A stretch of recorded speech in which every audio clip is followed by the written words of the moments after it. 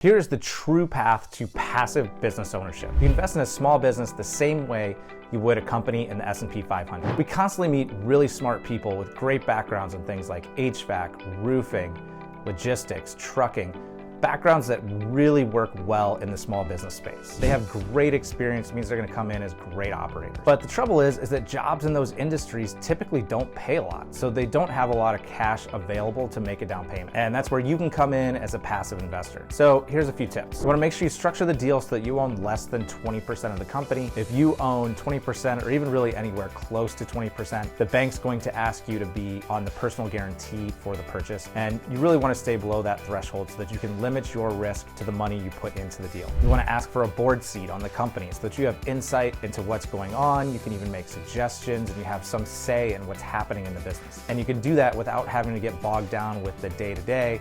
You're not the person that has to go in at 2 o'clock in the morning because a pipe burst or something like that. Ensure the operator's putting some skin in the game. Make sure that they have something that's being used as collateral. We often ask our partners that they need to cover at least their legal fees up front.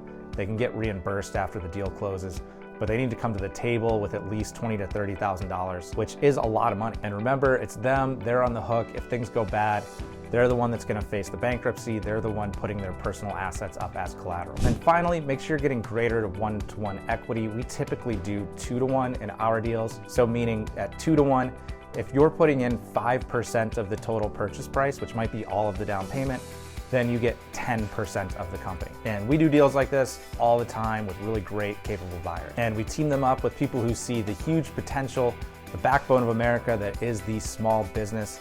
It's really some of the highest returns out there. Of course, that does mean it comes with the highest risk, but we think the rewards can outweigh the risks in this space much more than in other areas that you can invest. And you can do this without having to devote hours to running the day-to-day of the business.